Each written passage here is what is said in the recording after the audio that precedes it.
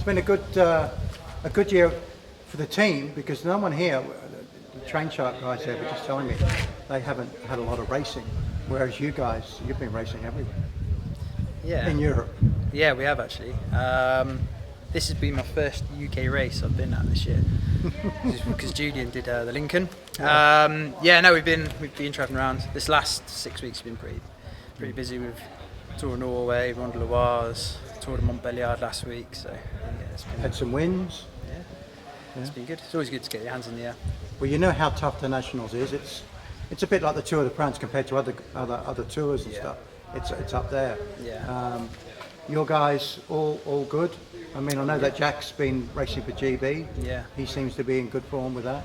Yeah, Jack won a stage of the Peace race, so he's obviously in good condition. He had a bit of a, not by his standards, a not so good tour from Norway. A little bit of illness was creeping in, but he bounced back, won the stage of Peace race, and then he's just been doing his thing in the last few weeks and quietly preparing. But no, it's the Nationals is always a hard race, the stripy jersey, but this year there seems a bit more of a buzz around it.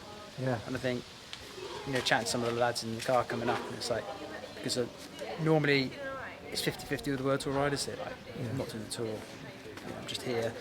But this year seems as a strong calibre of riders because they believe they can win the national jersey because it's such a hard, hilly course. So. Yeah, there's a lot of guys who are hungry for it, and I guess that makes a difference. Sure. It's not just another bike race. No, and especially on this circuit, it's going to be very tough. Very tough. Well, you've been around it, and I have pictures of you attacking up Skelton Green. Yeah. Just talk about that climb. Because I think you're in the Klondike, you only did it 2 or 3 times.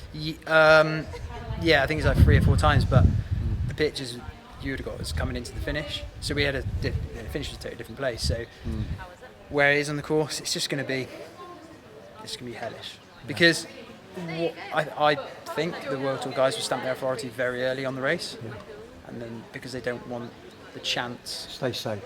Of some, like an unknown to them rider being with them. There will be a few obviously, but if they can eliminate more out of the back, then it's a race for them. So it's it's going to be very tough. Interesting race. And I guess with your guys having done a lot of racing in Europe, that puts them in good stead to have the depth to go with them. Yeah.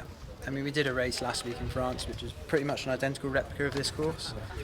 It was 20k shorter, and I had a few thousand, or I had 800 metres less climbing, but the course and how it's raced was pretty much the same. So I think it's for some of our guys, they're so motivated. The guys that can climb, the strong guys, obviously Alex, he did a great race last year as a privateer basically, and now he's in a team environment. He wants to right some wrongs, so it's going to be an interesting. Oh, so he wants to step up, Well, over the last 20 years, there's been 2 domestic winners. Yeah. Tomorrow is going to be very Connor in 2018 and Christian in 2009. This race is very different to those races. So whoever wins is going to be a worthy winner, be that a World Tour rider. They have to be ready from the start. Exactly. Exactly. So. Looking forward to it. When you were racing the national champs, did you ever race at Celtic Manor? Yes, I did. Because Roger was just telling me 5,000 metres. Yeah, and I think the first year Roger won it, I didn't ride it that year, but I remember watching. There was, I think, there's only like 7 finishes. Right.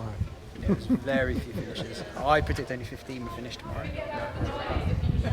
So the climbing does make. It's going to be a worthy winner, whoever it is. Well, it's cumulative climbing, isn't it? It's not.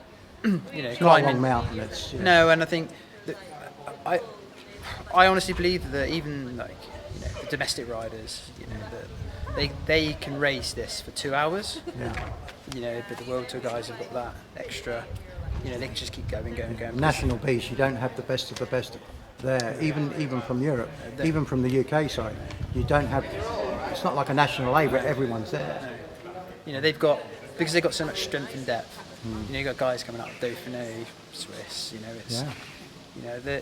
Which is where the Tour of Norway was good for you, and also the last tour. Yeah, Norway was good. It was it hampered us somewhat with one of the stages being shortened because we never got to race. Yeah. Because they raced that very, very differently.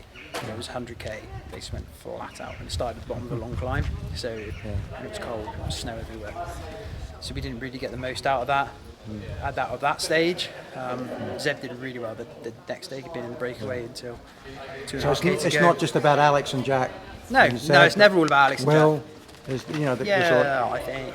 Harry. I don't want to say first up, best dressed, but in some respects, if you're there, if you put yourself in the race, then you're in the race. But it's very much. We'll see who's. We know who. Looking at our roster of riders, you know who's going to be there or thereabouts. So they by default will have more, teammates or stuff around them. But it's, we need to get into the racing side of the race until we can say, what's happening. Well, no pressure, but you're the only domestic UCI team. Responsibility on you. Good luck to the boys. Thanks, Larry.